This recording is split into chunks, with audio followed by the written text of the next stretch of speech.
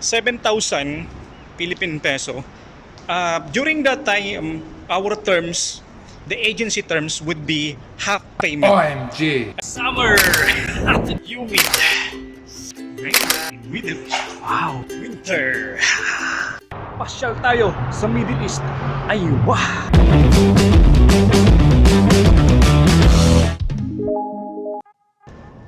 Aywa panalo mga kamanoy. Aywa panalo. Yeah, welcome to my channel Manoy Abroad. And today, we have a new segment which is it's not about the usual content, my new hair. Okay, it's a retouch of my previous subject or my previous concept before, the previous topics. It's all about the life of being a foreign worker here in Middle East.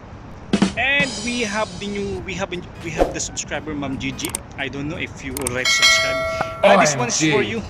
And she commented about and she asked about the specific application process of my application process, and then the expenses I face during my term that I'm applying here on wait a minute. I'm applying here for a job in Kuwait, Middle East Kuwait.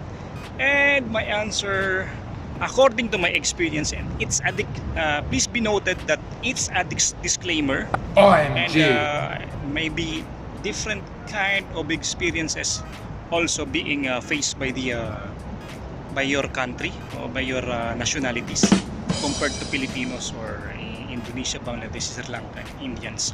Okay, for us Filipino, during my time when I applied here in Kuwait, the process, let's focus first on the process.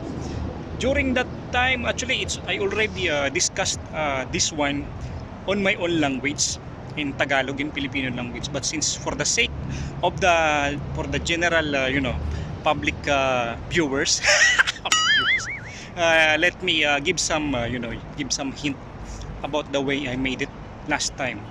Okay, about the application process, as you have seen, Kuwait City as my background.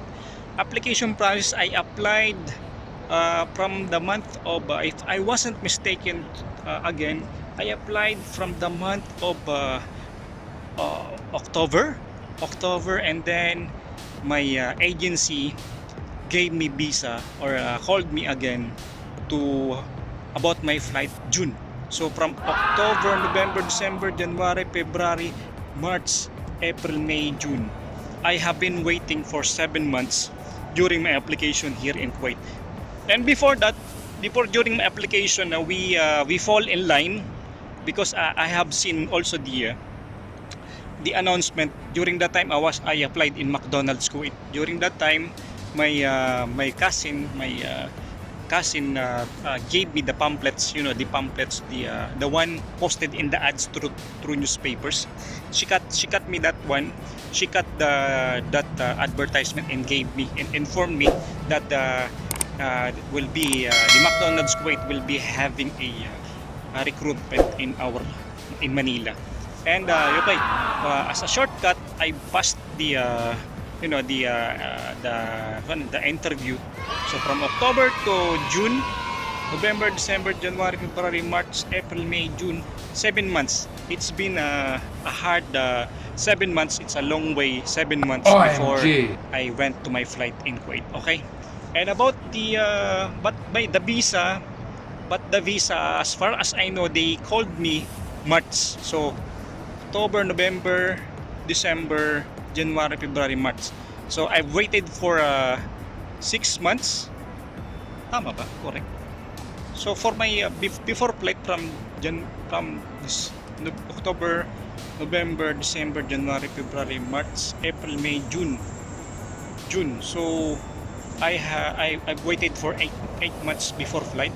And for the visa, it's March. So December, January, November, December, January, February, March. So for the visa, it's been 5 months, and for the flight, it has been 7 months of waiting. Okay, for the payments, in the Philippines, we of course, every one of us uh, usually for the recruitment, for the recruitment, usually through agencies. And then for the payment, the money, the fulus, for the financial assessment, I have paid 7,000 pesos, which is equivalent, and I don't know, just convert it in your country. I paid 7,000 Philippine peso, just convert it in your currency, to those who are other nationalities watching this channel. But I think I have to go now to my work because it's already 7 p.m. So while having my jogging let's go to let's discuss about this matter. So for that's the one, 7,000 Philippine peso. During that time, our terms, the agency terms would be half payment. And during the because the whole payment should be like 15,000 pesos, just convert it in your currency. But they gave us the chance, if we give 7,000 or half of the payment, we can do it. They will gonna give us the offer. So luckily, thank God, I have the 7,000 pesos on my pocket, and then I paid them. And the rest of the half, the pending payment would be deducted in our salary.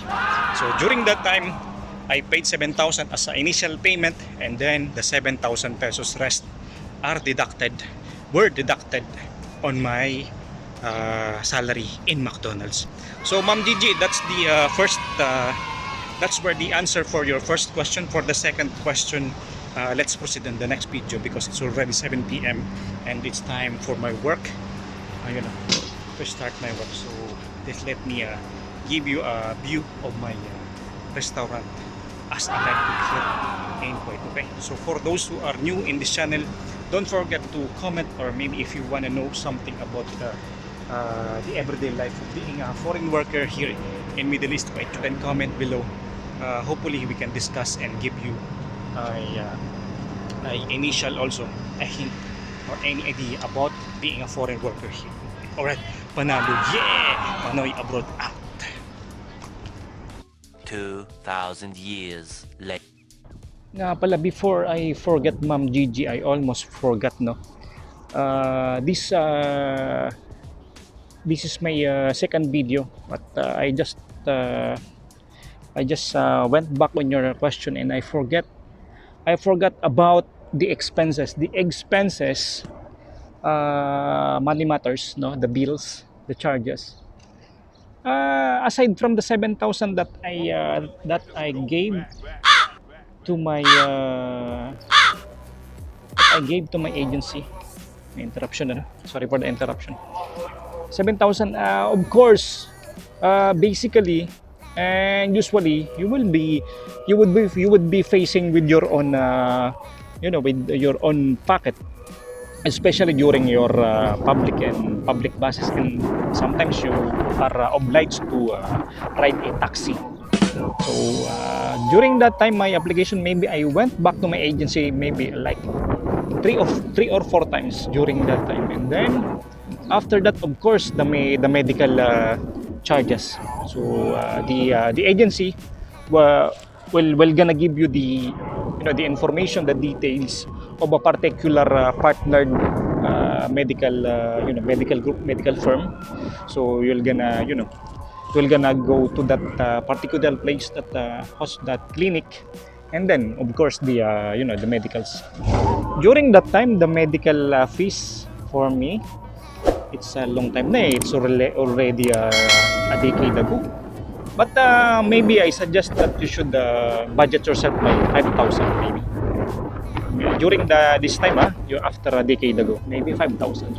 So 7,000 plus 5,000, maybe 12,000 would be enough for you. But that's my experience. That's my it's a disclaimer again. It's not an standard charges or fees during your application, but that was during my time. Okay, Mama Gigi, I hope it would be a big help input on your journey to your abroad life.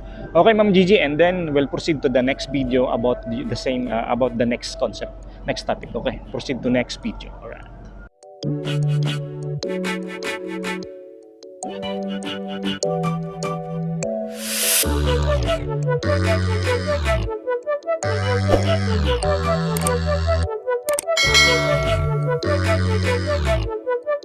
Thank you.